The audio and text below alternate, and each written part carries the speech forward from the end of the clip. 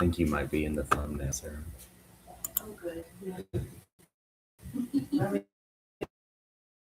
Abby tattoo. I got the sunflower finished this week.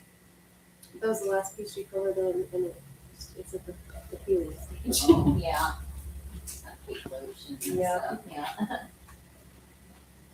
Do you have any tattoos? Yep. Okay. Have you ever used Second Skin?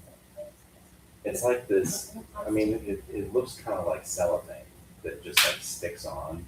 I don't think so. And I didn't do that with this piece, but with this piece I did it.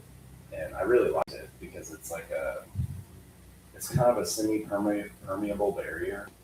And so I bought some of it and we tried it on Sarah for that ink and it didn't work super well. Well, I did. My artist told me I could remove it every day, every 24 hours. And that's what I did. And after that third day, it was just my skin so bumpy, like it just irritated it. But he kept his on for 3 solid days straight. And as soon as he took it off, it was done. Yeah. So I shouldn't have removed it so often.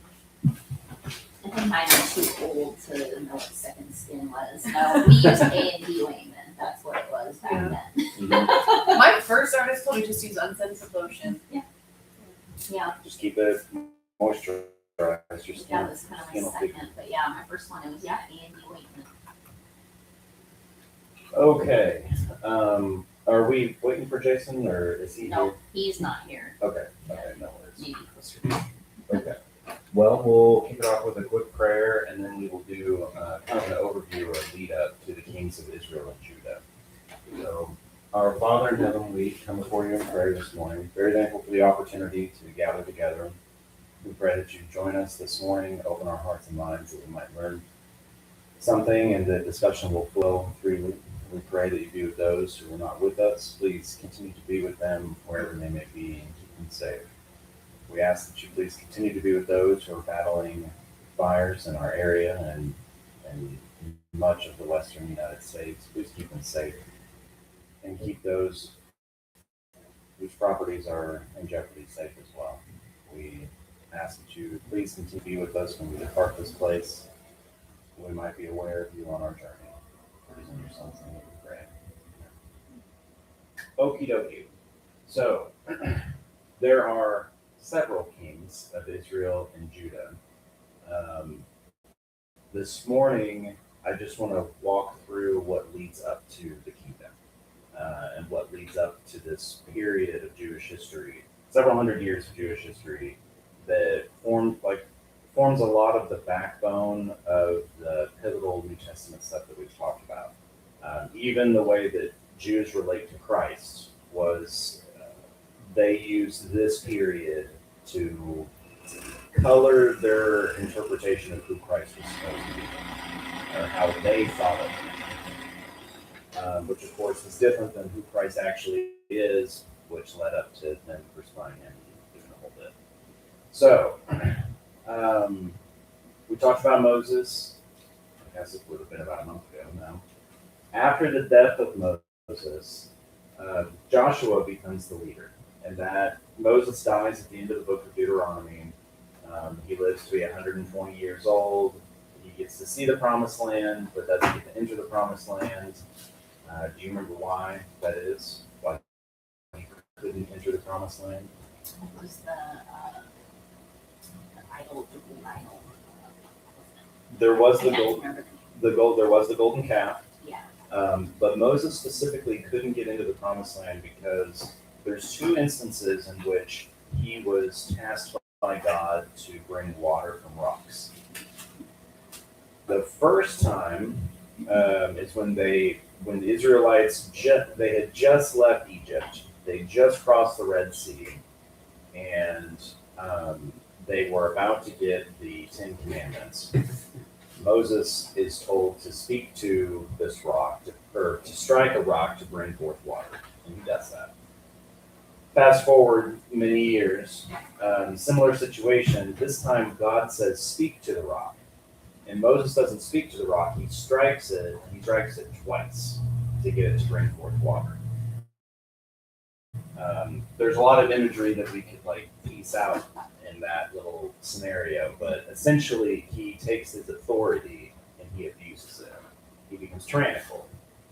God being ever the enemy of tyrants. When Moses did that, God said, okay, you're not allowed to go to the Mount Sinai because of the way that you abused your authority. You didn't listen, and you're allowed to see it, but you can't go in. And that's exactly what happens. Moses climbs a mountain. He can see the promised land. The Jordan River is right there. He dies. His right-hand man is Joshua. Joshua was with him when he went up into Mount Sinai. Joshua's been there the whole time. So Joshua becomes the leader. The book of Joshua is about the conquest of the promised land. So the Israelites cross the River Jordan, and the whole book basically is chronicling how they conquered that land, and then how they piece out the land, and this tribe is over here, this tribe's over here, and all of that. So that's the book of Joshua. Following the book of Joshua is the book of Judges. Judges was a period probably 350-ish years long, where the nation as a whole did not have like a formalized governance system. So they would run into problems, as we'll discuss a little bit, and cry out to God. God would raise up a leader. That leader was known as a judge, and then that judge would course correct him. But the judges didn't always do that for all 12 tribes. Sometimes it was regional. The tribe of Manasseh or Gad or whoever was having problems. God raises up a judge. That judge fixes that problem. And then nobody's surprised. They just rinse, wash, and repeat and continue to have problems. Basically, this was the state of the 12 tribes of Israel as a quote-unquote nation during the period of the judges. It's difficult, and I know we don't have to strain over timelines, but this is approximately 1200 BC, or between 1200 and about 1000 BC. The nation of Israel wasn't so much a nation as it was a hodgepodge, Motley Crue of 12 tribes. They were all doing their own thing.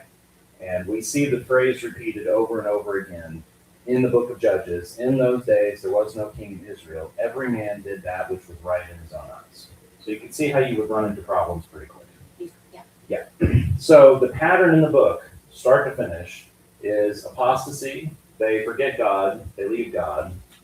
Then they're oppressed as a result of their sin. They're oppressed by another nation or what have you.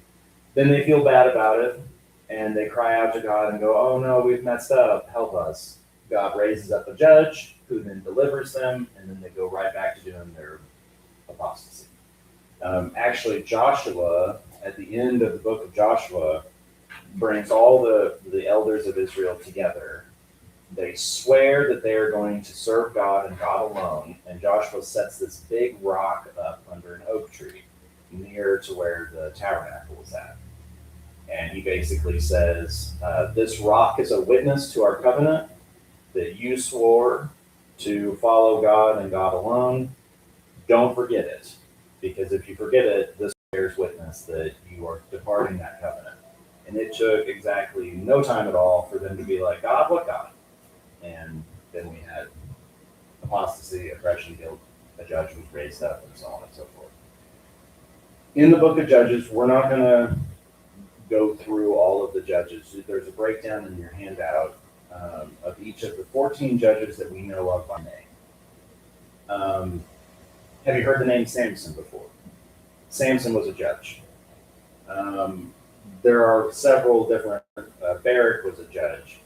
Abimelech was a judge. Abimelech was a bad judge who wasn't appointed by God, but who saw that there was a vacuum of power, political power, and tried to seize it for himself and make himself king over all of the tribes of Israel. It did not go well and caused a bunch of problems that another judge then had to fix. So you see how there's this internal conflict because they're kind of disparate groups that are vying for supremacy. It reminds me of that Wi-Files we've watched. Have you heard of the Wi-Files? It's a YouTube channel. He's like a storyteller. He does research on mysteries throughout history. Yeah. And one was on the Catholic prophecies of the popes. It was like this old prophecy that predicted like a ton of popes in a row. Mhm. And there was a prophecy for the sheep, the shepherd. And one guy, like he saw like a vacuum, he's used it to run a campaign to become pope. A political campaign. Yeah, where he brought a bunch of sheep onto the river and was like, "See, I am the prophet," or like it was prophesied to be me, and it didn't work out for him. Yeah. Because everyone could see through it. You would probably enjoy that YouTube channel. You like true crime and I love stories. true crime. And Yeah. it's history and like mysteries, and he's a great storyteller. Wi-Fi. W.H. Wild. Yeah. Yeah, he's a great storyteller, and that's why we like it, because we'll watch one. It's like, ooh, it's a half hour video about aliens or whatever. It's like, oh yeah, He'll like tell let's you, talk he'll more. break it all down and be like, "Here's what's true and not true about that." So the period of the Judges is tumultuous, to say the least. Now there were periods where, and here's the breakdown, which is why I was like, I'm just going to put it in the handout. Yeah. If you want to read through the book of Judges, you can use that as a tool as you go along. But basically, here are the names of the judges. Like I said, there's 14 of them. Here's the reason why they were called. You'll notice a theme. Israel did evil. Israel did evil.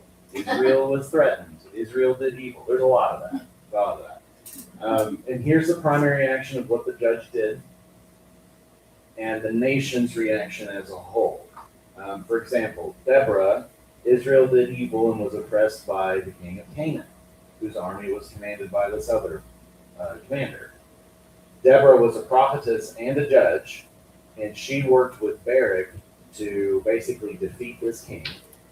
And then there were 40 years of rest. There's a lot of rest in between each There is. one. Yeah, which is why if you were to add up all of the time, it comes out to about 400 years.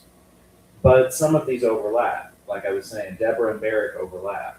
So it isn't a true like linear 400 years. There's some overlap. So basically it's about 300 to 350 years that this period was a period. And you're absolutely right. And that's part of the problem, is that you would have these 40 years of rest. So you have this generation of rest, and that generation would not instruct their children on what not to do, and then their children would go worship other gods. Right. And then they would be oppressed, and then they would call out. And so there's this recurring theme of you're not teaching your kids how to behave. And like, this is crazy. 100 centuries of this pattern, and no one was like, maybe we should do a better job of being parents. It's the same today. It's the same today. It's a human problem. Nothing's changed. Yeah. Nothing has changed. Yeah. So you think primarily it was because they weren't teaching their generation about God, and Correct. that's why there was this deviation every other generation. Yep. And I'll read the covenant. This is Joshua chapter 24.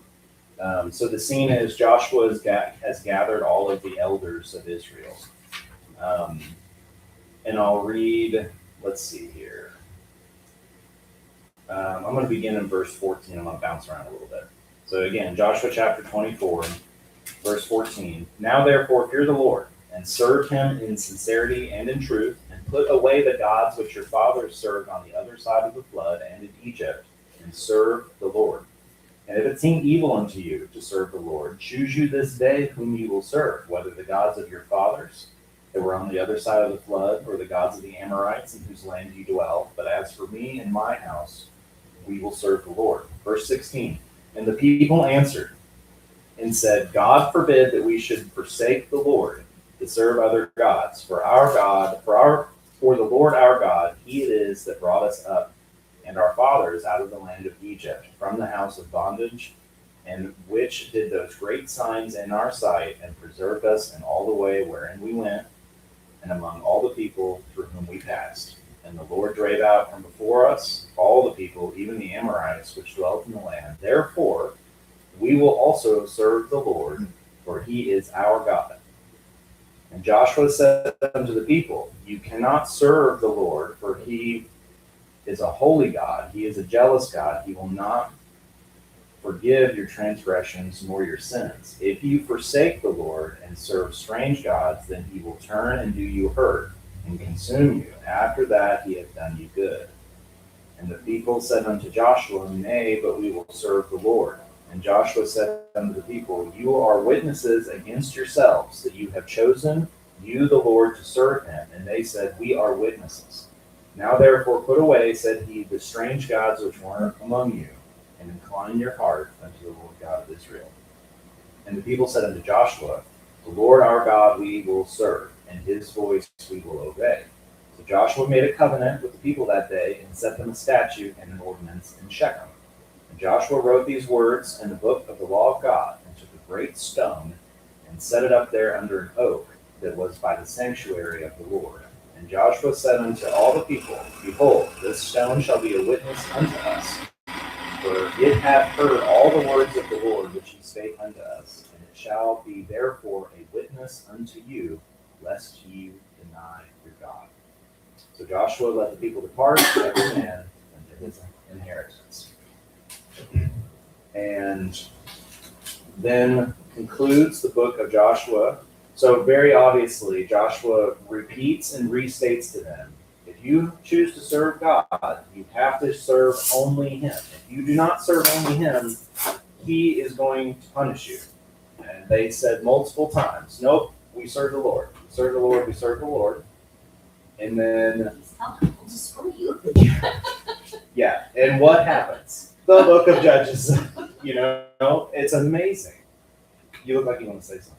Oh, I guess, like, there's this insinuation that, like, there's people who, even after seeing all of the plagues, there's still people who were like, I'm not sure that that was the God that you're talking about. And I think, like, in the thousands of people, like, there was probably people who were like, I'm just caught up in this mess, and I know that there are Egyptian priests who can do all sorts of crazy stuff. And I guess I'm trying to put myself in all of this story about the people who just doubted a lot, or like weren't all in from the beginning on this new God. And I can just see through this, but I haven't read a lot of Judges, Joshua, that like, well, there would still be a lot of people who are like, what are you saying? Well, and God warns them that when they enter this land of Canaan, which is the promised land, so they enter this land, which is inhabited, right? There are full-blown cities. Jericho, right, is a full-blown city, a major city. Jerusalem is a city as well. They have to capture Jerusalem, and when the Jews capture Jerusalem, they actually burn the town. And so they have to go in, and there are strange gods everywhere. Like this is an industry. Keep in mind this, like, religion as an industry is what we're talking about. It's a way of life, and so you would go, and there are stories in Samuel where you could take your silver to a silversmith and be like, make me a god, and that's what they would do, and then you would set that up and you would worship it, and without any sort of regular system of communication, everybody's kind of isolated, and so it's a way to bring people together. It makes a lot of sense why they would struggle with foreign gods. And I think that's why Joshua asks them several times, like, who are you going to serve? We serve the Lord. Who are you going to serve? We serve the Lord. Don't forget it. Because if you forget it, it's going to be a problem for you. And they just didn't teach, when they left on the 10th plague, the plague of death, when God institutes Passover, he strains at them, like, you must teach your children this. Like, this is your inheritance forever. Teach your kids this. Because if you don't, if you don't teach them, they're not going to know. Right. And if you don't, like, practice it, and that's one of the reasons the Old Testament, it has such ritualized sacrifice. Because for everything there was some type of sacrifice to keep it right here, you know. Once a year you do this, and then there's this feast day, you sacrifice, you keep God in front of you.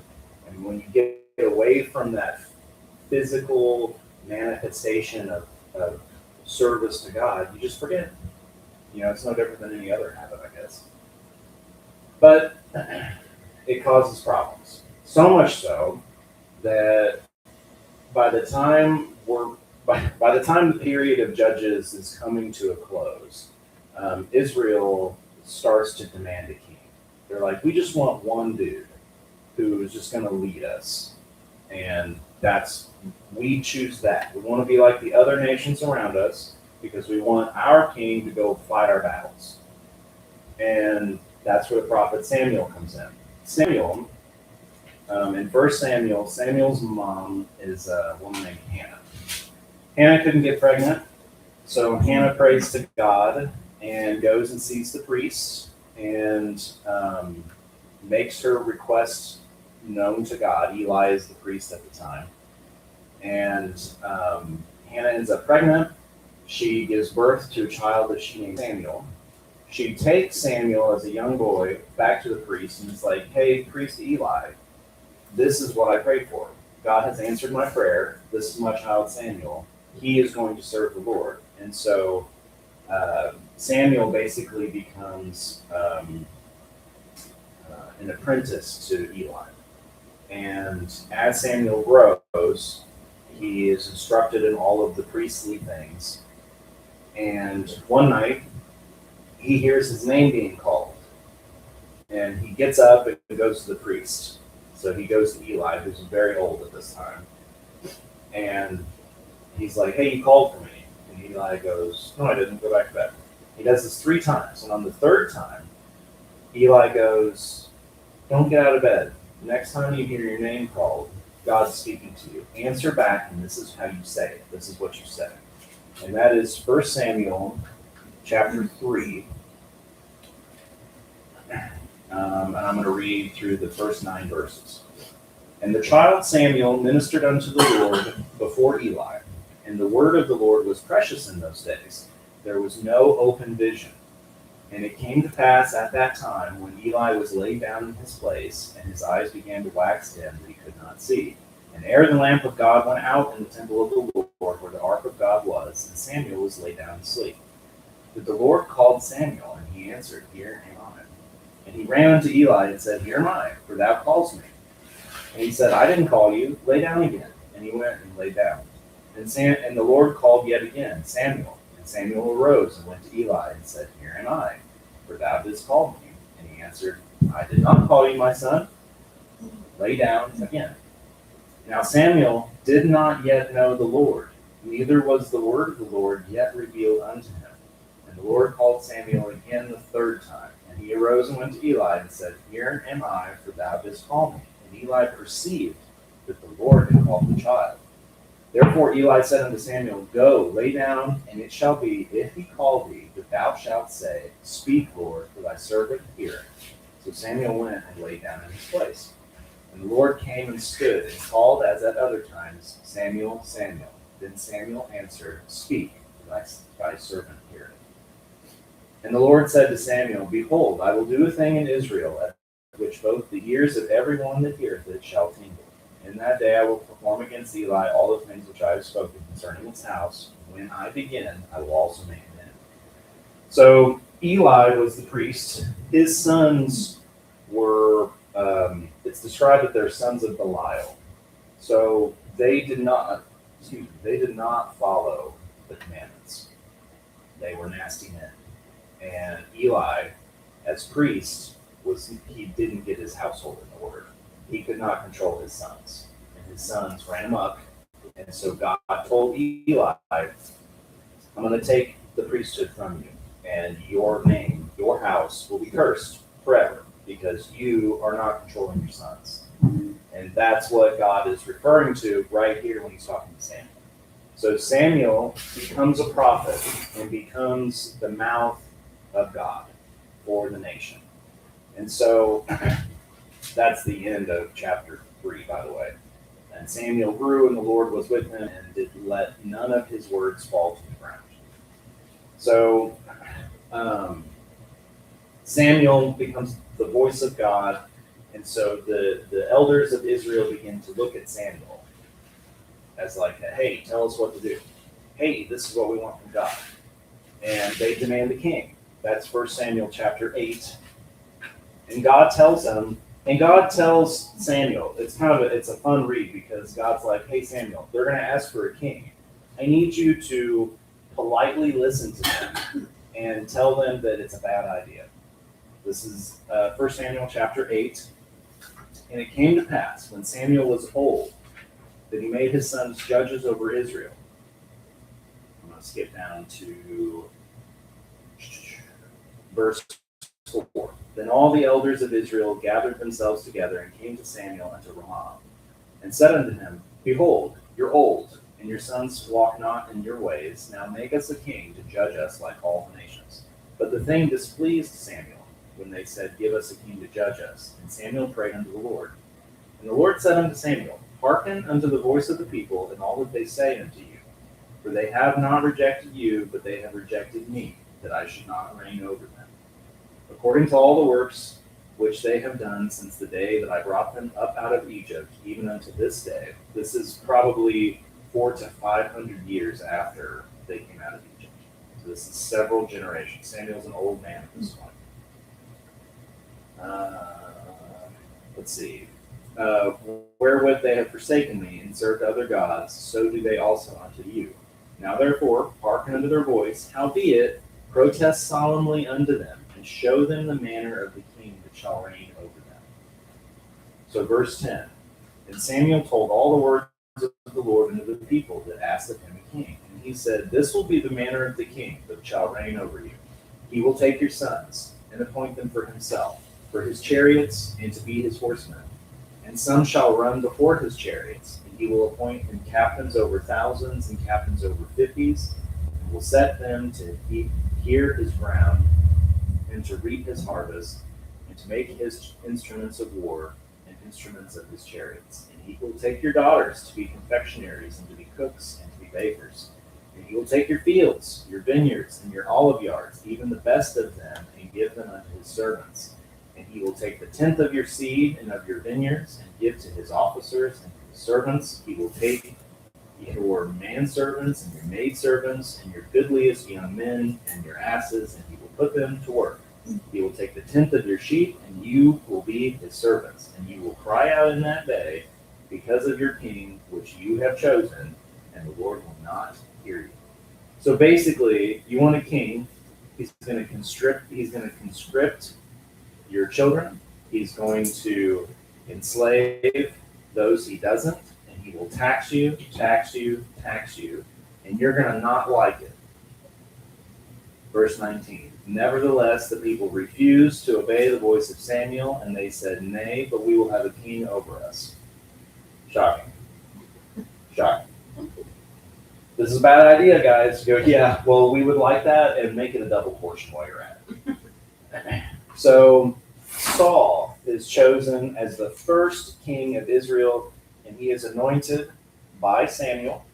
Now Saul lets the power get to him. And it is true of everybody with power. What do people with power fear? Losing that power. That is King Saul. So Saul, he doesn't listen to Samuel because he's king, right? So he can call the shots. And it doesn't take long before he is messing up. So we're going to go first to 1 Samuel 13. So they're warring against the Philistines, right? David is a contemporary of Saul because Saul will go on to hate David because he's jealous of David and he tries to kill David multiple times. David, of course, is becoming famous in his own right because he is the farm boy that slays Goliath, the great Philistine, right? In front of everybody, this kid kills this Philistine. And David goes on to win many battles. He's a man of war, and he's very good at it. So much so that Saul becomes jealous, and it's described in 1 Samuel. One of Saul's aides is talking to him, and he's like, the people say Saul has killed his thousands, but David his 10,000s. And Saul's like, time for David to die. And he chases David. David flees all over the countryside trying to escape Saul's assassins. It's madness. That's King Saul. I Anyway, think he would have used it to his advantage almost, like become friends with David. Right. And, right. And he was at first. That's what's so interesting about that dynamic is that David and Saul have a very complex relationship in that there was this reciprocity between them. But then Saul would turn around and be like, please make sure he dies. You know, like he's a challenge to my power. And that's what he feared, is he feared that David was going to usurp him. And of course, eventually Saul does kill himself. He falls on his own sword, and guess who becomes king? What, David. so why was he jealous of David? That is 1 Samuel chapter 18, verses 5 through 9. So I'll read this. And David went out whithersoever Saul sent him, and behaved himself wisely. And Saul set him over the men of war, and he was this is 1 Samuel 18, verse 5. And he was accepted in the sight of all the people, and also in the sight of Saul's servants. So you see, David is under the command of Saul, and he's doing such a good job that all the people love him. And it came to pass as they came, when David was returned from the slaughter of the Philistines, and the women came out of all the cities of Israel, singing and dancing to meet King Saul, with tabrets, with joy, and with instruments of music. And the women answered one another as they played, and said, Saul has slain his thousands, and David his 10,000s. So I was mistaken. It's actually a song that the women are singing. Verse 8, and Saul was very wroth, and the saying displeased him. And he said, they have ascribed unto David 10,000s, but to me they have ascribed but thousands. And what can he have more but the kingdom? And Saul eyed David from that day forward. So you can see the fact, this is in the midst of a giant victory. And Saul's like, what are they saying about me? I don't think so. Yeah, so he's a very jealous man. And that jealousy and his lust for power overtake him, of course, as they do everybody. So we can see his deterioration pretty early on in his reign, and that's in 1 Samuel 13. Let's see. Saul, this is verse 1. Saul reigned 1 year, and when he had reigned 2 years over Israel, Saul chose him 3,000 men of Israel, whereof 2,000 were with Saul at Michmash, and blah, blah, blah.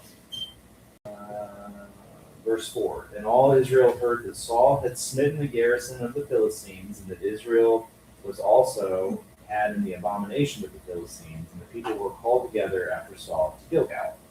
What verse was that? That's verse 4 of 1 Samuel 13. So the Philistines are, we're looking at battle formations, is what's being described. Verse 5 of 1 Samuel 13.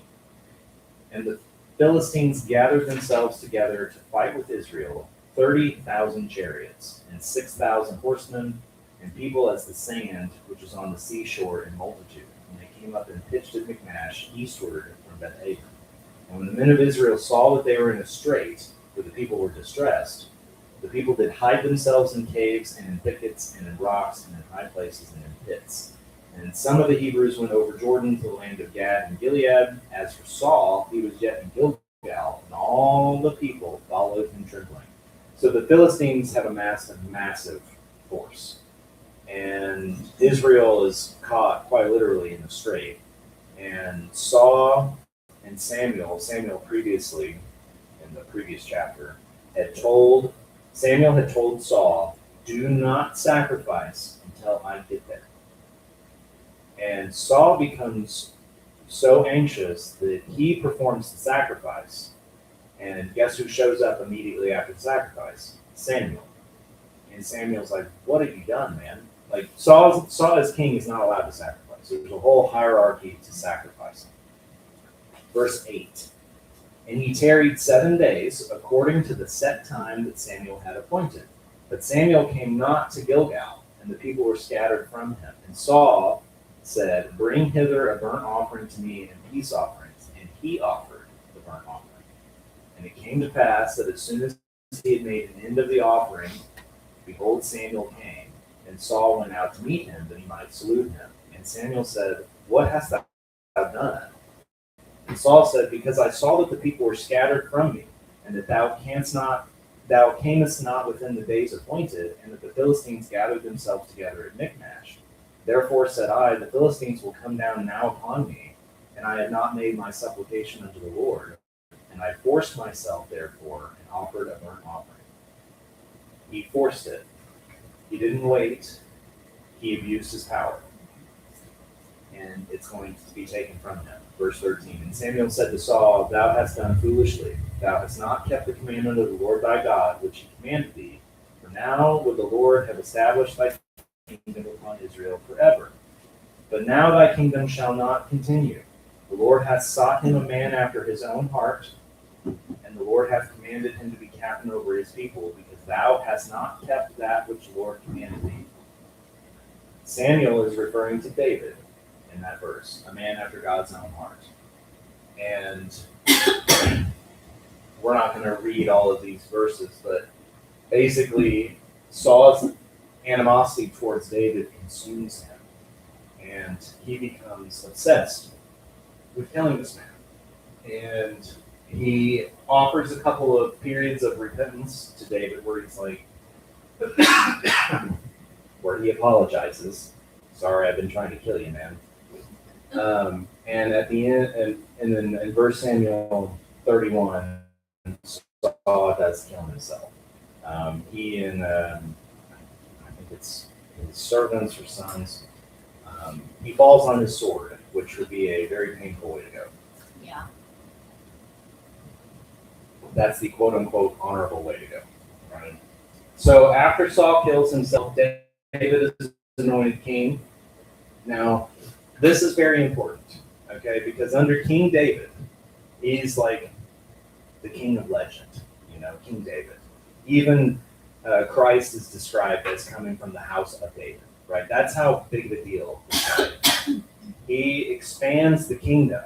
He's a man of war. He conquers basically all of the nations immediately surrounding Israel. And 2 Samuel tells us that God gave victory to Daniel. That's how he heard to David. That's how he's described. He's so successful in his military campaigns that he takes this little kingdom and David conquers all of this. Really quite remarkable. He's a passionate guy, right? Like most people, when they think of David, they think of David and Bathsheba, right? David murders Bathsheba's husband on the front lines. He basically commands that Bathsheba's husband serve on the front line of battle, and of course he dies. And when he dies, King David takes Bathsheba as a wife, and their first baby dies because the prophet Nathan at the time comes to David and tells David a story about a sacrificial lamb.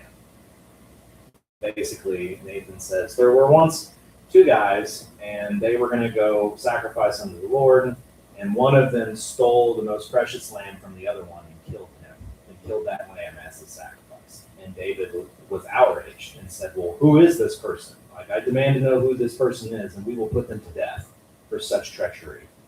And Nathan goes, it's you, man. Like, you are the person that stole what was most precious to somebody else. Talking about Bathsheba. And David immediately understands the implications of what he has been told and the implications of his actions, and he mourns. Sackcloth, ashes, the whole nine. Do you have that in here? What you're talking Let me about? see. What book is that in? It's in Samuel. Just a second. I'll give you the reference. I forget what Nathan's in that. We go from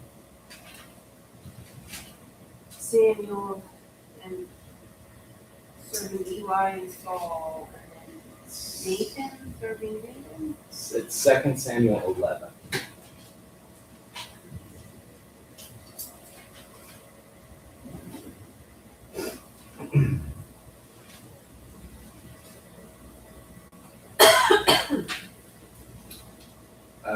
So 2 Samuel 11 is the story that I was just recounting.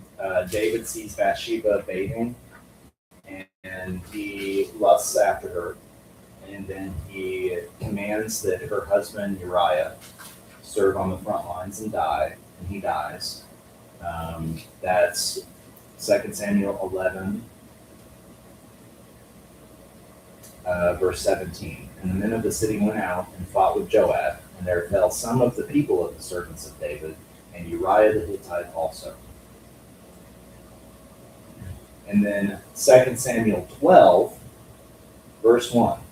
And the Lord sent Nathan unto David, and he came unto him and said unto him, There were 2 men in one city, the one rich and the other poor. The rich man had exceeding many flocks and herds, but the poor man had nothing, save one little ewe lamb, which he had bought and nourished up, and it grew up together with him and his children. It did eat of his own meat, and drank of his own cup, and lay in his bosom, and was unto him as a daughter. And there came a traveler unto the rich man, and he spared to take of his own flock and of his own herd, to dress for the wayfaring man that was come unto him, but took the poor man's lamb, and dressed it for the man that was come to him. And David's anger was greatly kindled against the man, and he said to Nathan, As the Lord liveth, the man that hath done this thing shall surely die, and he shall restore the lamb fourfold, because he did this thing, and because he had no pity. And Nathan said to David, Thou art the man. Thus saith the Lord God of Israel, I anointed thee king over Israel, and I delivered thee out of the hand of Saul. And I gave thee thy master's house and thy master's wives into thy bosom, and gave thee the house of Israel and of Judah. And if that had been too little, I would moreover have given unto thee such and such things. Wherefore hast thou despised the commandment of the Lord to do evil in his sight? You have killed Uriah the Hittite with the sword, and hast taken his wife to be thy wife, and hast slain him with the sword of the children of Ammon. Now therefore the sword shall never depart from thy house, because thou hast despised me, and hast taken the wife of Uriah the Hittite to be thy wife. Thus saith the Lord, Behold, I will raise up evil against thee out of thine own house, and I will take thy wives before thine eyes, and give them unto thy neighbor, and he shall lie with thy wives in the sight of the sun. For thou didst secretly, you did it secretly, but I will do this thing before all Israel, and before the sun. And David said unto Nathan, I have sinned against the Lord. And Nathan said unto David, The Lord also hath put away thy sin. You will not die. Howbeit, because of this deed, you have given great occasion to the enemies of the Lord to blaspheme. The child that is born unto you shall surely die. And Nathan departed unto his house, and the Lord struck the child that Bathsheba bare unto David, and it was very sick. David therefore besought God for the child, and fasted, and went in, and lay all night upon the earth. And the elders of his house arose and went to him to raise him up from the earth, but he would not, neither did he eat bread with them. The child goes on to die, and Bathsheba does go on to bear another son to David. That is Solomon. So despite this messy union and the conditions under which David and Bathsheba couple up, she does give birth to Solomon.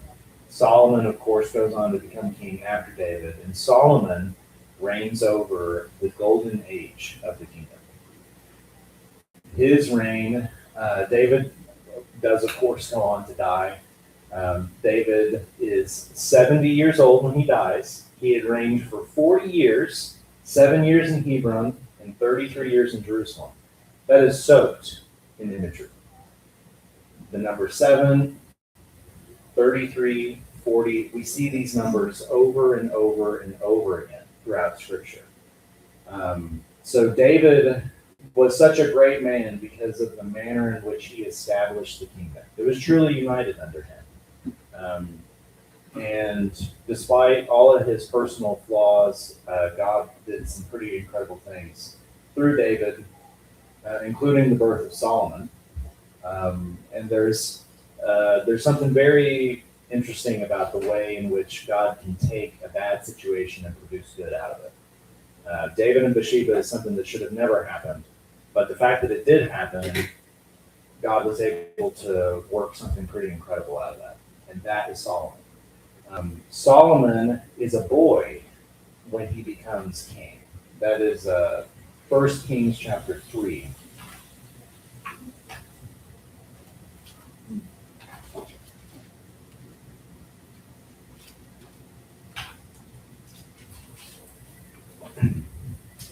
And this is a really cool account. This is 1 Kings chapter 3. It is the cornerstone. Good morning. 1 Kings chapter 3 is the cornerstone of Solomon's reign. Okay, so let's see here. I'll just read the first, I'll start in verse 1. So this is 1 Kings chapter 3, verse 1. And Solomon made affinity with Pharaoh, king of Egypt, and took Pharaoh's daughter and brought her into the city of David, until he had made an end of building his own house and the house of the Lord, and all Jerusalem round about. Only the people sacrificed in high places, because there was no house built unto the name of the Lord until those days. And Solomon loved the Lord, walking in the statutes of David his father. Only he sacrificed and burnt incense in high places. And the king went to Gibeon to sacrifice there, for there was a great high place. 1,000 burnt offerings did Solomon offer upon the altar. In Gibeon the Lord appeared to Solomon in a dream by night. And God said, ask what I shall give thee. And Solomon said, you have showed unto thy servant David my father great mercy, according as he walked before thee in truth and in righteousness and in uprightness of heart with thee. And you have kept for him this great kindness, and thou hast given him a son to sit on his throne as it is this day. And now, O Lord my God, thou hast made thy servant king instead of David my father. But I am but a little child, I know not how to go out or come in. And thy servant is in the midst of thy people, which you have chosen, a great people that cannot be numbered nor counted for multitude. Give therefore thy servant an understanding heart to judge thy people, that I may discern between good and bad. For who is able to judge this so great a people? And the speech pleased the Lord that Solomon had asked this thing. And God said unto him, because thou hast asked this thing, and hast not asked for thyself long life, neither have you asked riches for yourself, nor have you asked for the life of thine enemies, but you have asked for yourself understanding to discern judgment. Behold, I have done according to your words.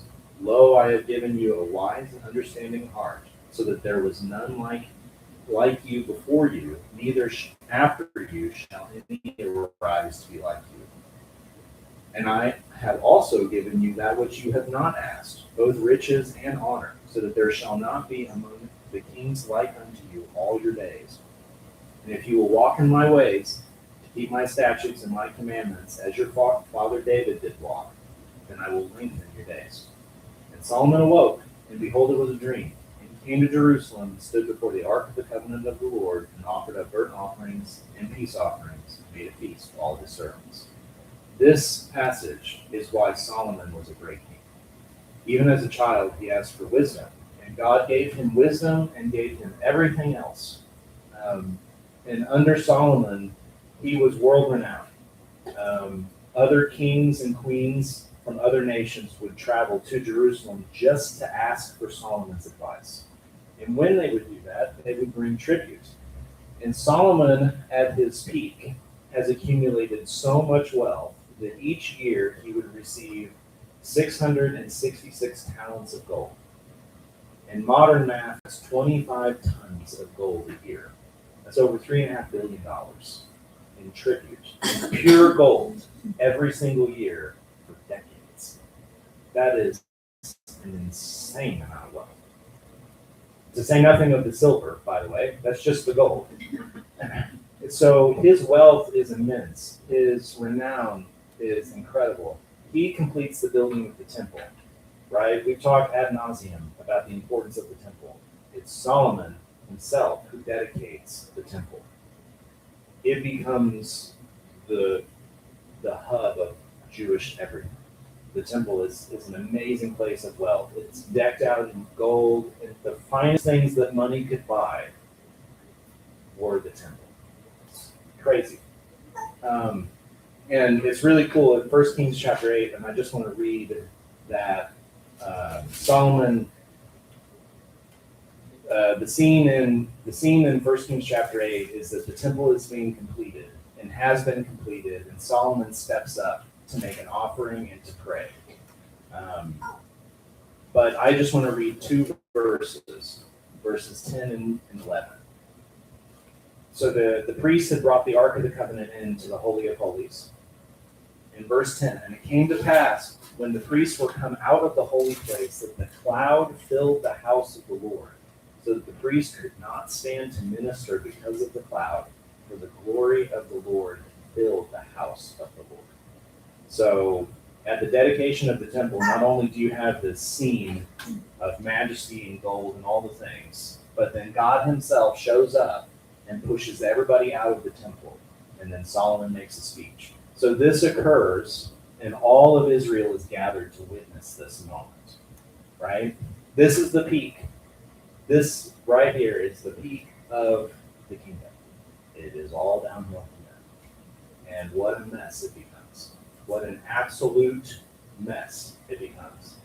So anyway, 1 Kings chapter 8 is really a remarkable speech that Solomon makes. And if you read it, which I would encourage you to do, at the end of it, you'll go, yeah, I can see why he would, no king like him before or after. And we have a lot of things to talk about, which we'll go through. And I'm in the process of getting them all broken down because most of them are not good. Most of them are grubby and power mad. But some of them are good. And so we'll go through a very broad overview of the kings, when they ruled, if they were good or bad, and what happened as a result. Because eventually, at the end of the age of kings, the temple is destroyed by the Babylonians. And that's kind of the punishment for how corrupt the nation had become. All this wealth that Solomon amasses in a few hundred years is taken by the Babylonians and the temple is burned. So, not great. But it will not be next week. Let's see here. Next week, Sarah and I are not going to be here. We're going to be camping. The following week, I will not be here. I don't think you will be either. Because you're going to be on the west side. Not next weekend, but the following. Oh, yeah. And then the weekend after that's Labor Day. And we're not going to have church Labor Day weekend. We're not. So the weekend after Labor Day, we'll pick it up with the Kings. If you want to do a little bit of background reading, I would say read 1 Kings 8 through probably 15 or so. It's a lot of reading. And it talks about Solomon's reign. Solomon, of course, wrote several books of the Bible. He wrote Proverbs, Ecclesiastes, and the Song of Solomon.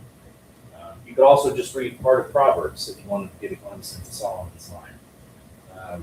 But we'll go over broad strokes and stuff the weekend, the Sunday after Labor Day. We'll talk about these. It's interesting that they wanted a king so bad. Their first king just was terrible. Just And did not this is, stick the landing. and then the next generation is like the perfect model for a king. And like you said, it just is all done. Like a king wasn't even what God wanted for the people, and because they wanted a king, he gave them a king, and immediately showed them like it could go one of two ways, guys. And like, yeah. And Well, like I guess that's the whole struggle with it. It's the same story as the judges, Yeah. I guess, of like,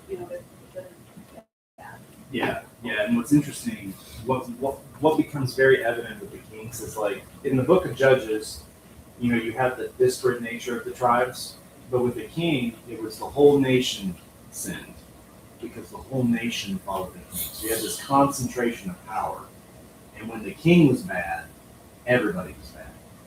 And even Solomon, towards the end of his reign, sets up other idols. He that's the book of Ecclesiastes, basically. Both Proverbs and Ecclesiastes. Solomon has so much wealth and has done literally everything he can think of under the sun. And so what does he turn to? Idolatry. And sets up groves and stuff for his wives because he has 300 wives and 700 concubines. So 1,000 women, and he marries all kinds of different nationalities who have their own manner of being. And for some of his wives, they worshiped other gods. And he was like, yeah, we can set up a sacred grove. We can do that. I have literally all the money in the world. So, like, why not? And does stuff like that. And like I said, it's all downhill.